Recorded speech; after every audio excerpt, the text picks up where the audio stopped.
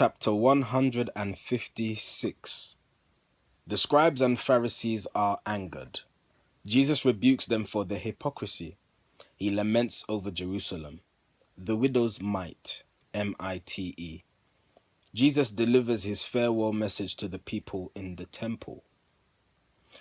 The scribes and Pharisees were wild with rage, and Jesus said, "Woe unto you, you scribes and Pharisees, you hypocrites! You stand within the way, you block the door. You will not go into the kingdom, and you turn aside the pure in heart who are about to enter in. Woe unto you, you scribes and Pharisees, you hypocrites! You compass sea and land to make one proselyte, and when he has been made, he is a son of hell, just like yourselves.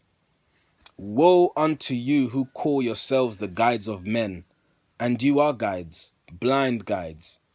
For you pay tithes of cumin, mint, and dill, and leave undone the weightier matters of the law, of judgment, justice, faith. You filter out the gnats before you drink, but then you swallow camels and the like. Woe unto you, you scribes and Pharisees, you hypocrites! You clean and scour the outside of the cup, while it is full of filth, extortion, and excess. Go to and clean the inside of the cup, and then the poisonous fumes will not defile the outside of the cup.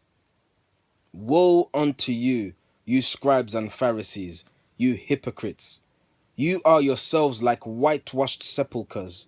Your outer garbs are beautiful, but you are full of dead men's bones. You seem to be men divine, but in your hearts you nourish lust, hypocrisies, and vile iniquities. Woe unto you, you scribes and Pharisees, you hypocrites! You build and then adorn the tombs of holy men of old and say, if we had lived when these men lived, we would have guarded them, would not have acted as our fathers did, when they maltreated them and put them to the sword. But you are sons of them who slew the holy men, and you are not a whit more just than they. Go forth and fill the measure of your fathers who were steeped in crime. You are the offspring of the vipers, and how can you be but serpents of the dust? God has now sent again to you his prophets and his seers, his wise men and his holy men, and you will scourge them in your synagogues, and stone them in the streets, and nail them to the cross. Woe unto you! For on your heads will come the blood of all the holy men who have been slain upon the earth, from righteous Abel down to Zacharias, son of Barachias, who was slain within the holy place before the altar of the Lord. Behold, I say that these things shall all come upon this nation and the people of Jerusalem.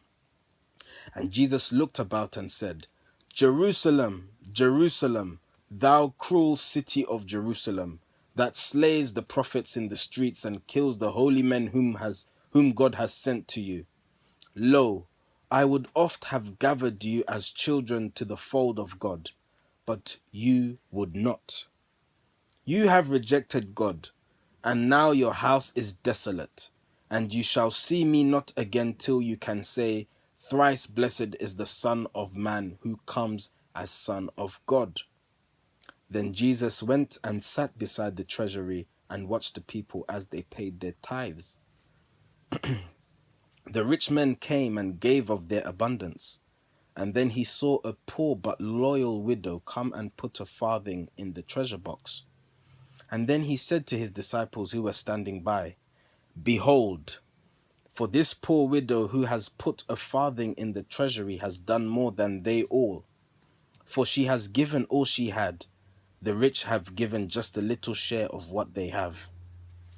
A company of Grecian Jews were at the feast, and they met Philip, who could talk with them, and said, Sir, we would see the Lord, this Jesus, who is called the Christ. And Philip led the way, and brought them to the Christ. And Jesus said, The hour has come. The Son of Man is ready to be glorified, and it cannot be otherwise. Except a grain of wheat fall into earth and die, it can be nothing but a grain of wheat. But if it die, it lives again, and from its grave 100 grains of wheat arise. My soul is troubled now. What shall I say? And then he cast his eyes to heaven and said, My Father God, I would not ask to be relieved of all the burdens I must bear. I only ask for grace and strength to bear the burdens whatsoever they be. This is the hour for which I came to earth. O Father, glorify thy name. And then the place was lighted with a light more brilliant than the noonday sun. The people stood aback. They were afraid. And then a voice that seemed to come from heaven said, I have both glorified my name and yours, and I will honor them again. The people heard the voice, and some exclaimed, Behold, a distant thunder. Others said, An angel spoke to him. But Jesus said, This voice was not for me, it was for you, that you might know that I am come from God. Now is the judgment of the world at hand. The prince of darkness shall be manifest and go unto his own. The Son of Man will now be lifted up from earth, and he will draw all men unto himself. The people said, The Lord declares that Christ abides forevermore. How can you say, The Son of Man will now be lifted up? Who is the Son of Man? And Jesus said to them, The light is shining now. Walk in the light while you still have the light. The darkness comes, but he who walks in darkness cannot find the way. Again I say, walk in the light while you still have the light, that men may know that you are sons of light.